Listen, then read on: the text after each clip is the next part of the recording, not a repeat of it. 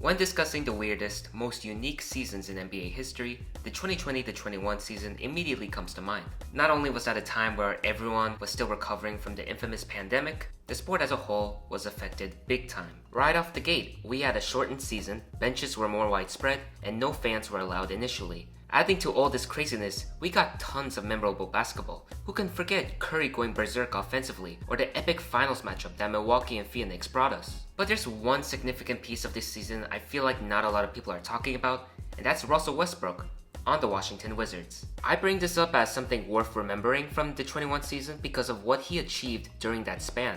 Not only was this his fourth season averaging a triple-double, which in itself is a crazy thing to say out loud, and not only was this a season where he, alongside Bradley Beal, who was an extremely elite scorer back then, carried what I would depict as a pretty mediocre Wizards squad to the playoffs, Russell Westbrook managed to make history and became the all-time leader in NBA triple-doubles. Through that season, he broke what was originally thought to never be broken.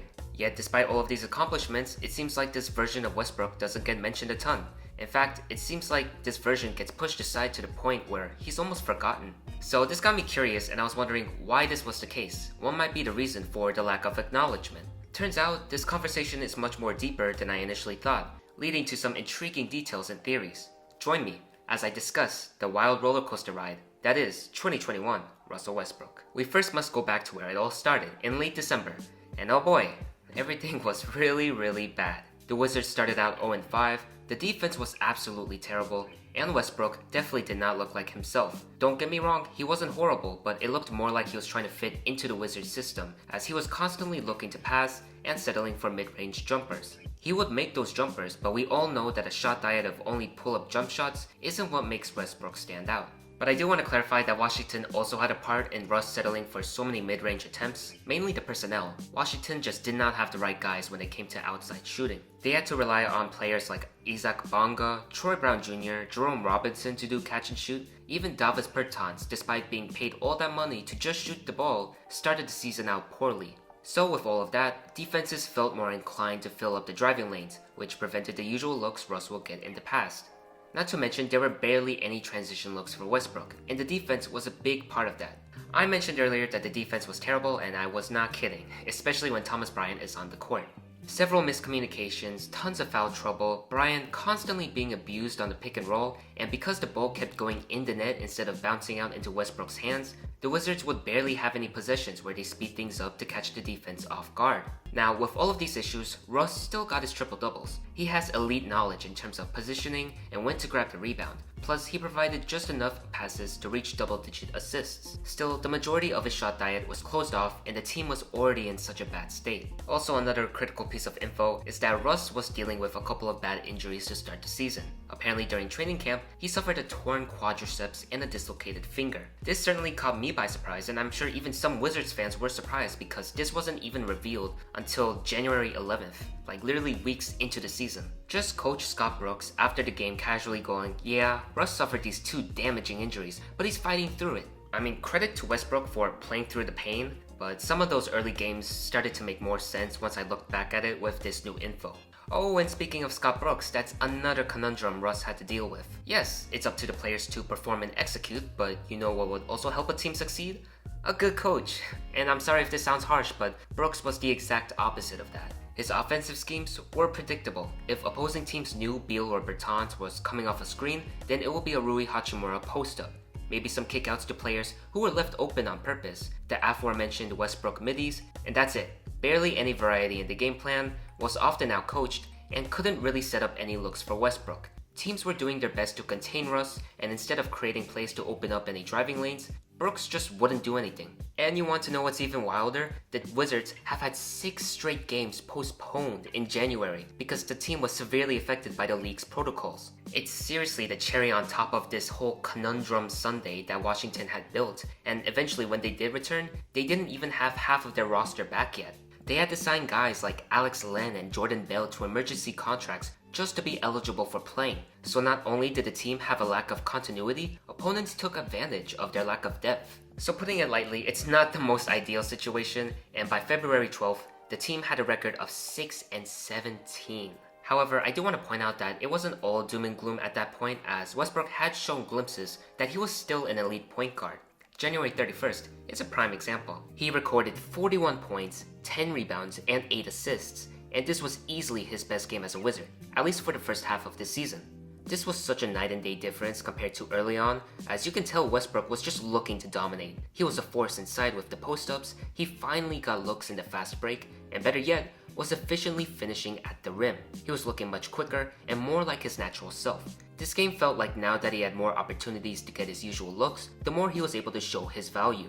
And to cap it all off, he hit the game-winning 3 to seal an insane comeback. He was just simply on a mission. February 22nd was another great game as Westbrook posted 32 points, 14 rebounds, and 9 assists against the Lake Show. Another elite showcasing as Westbrook was blowing past defenders, out-muscling them, and man did this guy take over in the clutch. He hit all the necessary shots to take Washington over the top, including the game-clinching and one layup. This was also his best game in terms of chemistry with Bradley Beal. Before it felt like Westbrook was trying not to get in Beal's way, whereas here they would just go back and forth effectively, taking pressure off of each other without their styles clashing. It's quite funny that I bring up the February 22nd game because I feel like late February/early March was where Westbrook was starting to turn it around. You would still have inefficient shooting nights here and there, but you could tell that Westbrook was no longer hampered by those injuries and that the confidence was rising to a higher level. Funny enough, Washington started to improve as well. The offense and defense looked a little sharper, Westbrook's teammates started to find their groove, basically they had much better spirit. However, they still weren't that great during this stretch, and it was definitely going to take some time if the team wanted to be in the playoffs. Well, the good news is that time finally came, around late March and early April. Man, I am not kidding when I state that Westbrook was like an actual floor general. Although this Wizards team wasn't the best, the team did have a few specialists, and they managed to upgrade over the trade deadline. It was clear that if the pieces mesh and guys are put in the right spots, Washington would be a formidable foe, and Westbrook was the right man for that job. There were constantly efficient shots in the paint, guys were hitting looks in transition, the team's offense was in such a nice flow, all because of Russ's ability to make the right reads every game. To top it all off, you still have the scoring prowess of Beal and Westbrook, which was elevated even more now that Russ was in a much more comfortable state. The stats were honestly unbelievable too, especially if you look at the assist category. It was also another benefit that he averaged 38% from behind the arc during the month of March. I also can't leave out some of the wild stat lines he would put up during this span. On some occasions, he would rack up 20 plus on the rebounds and assist columns as if it was no big deal. Also, an underrated aspect of this turnaround was that the team had so much fun playing with Westbrook. It sounds cliche at first, but it can't be understated how beneficial it is to play with someone that has the ability to elevate people like Russ has. You could look at guys like Beal, Hachimura, Avdia, Gafford, like you could see how much they love to be on the court with him. All of this led to Washington having a winning record in the second half of the season and actually being really fun to watch. Not only did the good vibes continue to the end of the season, this momentum helped them snatch the 8th seed and a trip to the postseason, which, if you would have told someone that around late January, they would have looked at you like you were crazy. Unfortunately, this was as far as Washington could go, as they faced the Philadelphia 76ers, who pretty much outclassed them in every single aspect. Joel Embiid was on a tear that series, and Philly had the deeper bench. It didn't help that Westbrook was super inefficient, as layups were harder to get and the mid-range wasn't working as much. He would also rush his looks, especially the times where he attempted to drive and would sometimes fumble passes from his teammates because he was playing too fast. He would also create turnovers and his free throw shooting would dip as well, and that's actually one flaw that was a constant presence throughout the season. His free throw percentage was always around 60%. They did manage to win Game 4 though, shout out the Hack-a-Ben method. Despite the disappointing end, Russ still accomplished what he was supposed to do in Washington. He was such a force, and although things were rough at first, he proved how capable he was at raising a team's ceiling. The fact Westbrook made the history books too was even more proof of how fantastic he was. So why the lack of acknowledgement? I mentioned at the beginning that, with the exception of obvious Westbrook fans, not a lot of the NBA community mentions this historic run. And while there were negatives, I never believed those were enough to outweigh all the great stuff that Westbrook had done. So once I thought about this more and put on my NBA theory hat, there were a couple of potential reasons. The first reason is that it's Russell Westbrook. Everyone can agree that he's one of the best point guards to ever play the game, and he's undoubtedly a Hall of Famer. However, he's also one of the biggest targets in terms of criticism, bad press, memes, you name it. His playstyle is also pretty stubborn, and his confidence tends to rub some people the wrong way.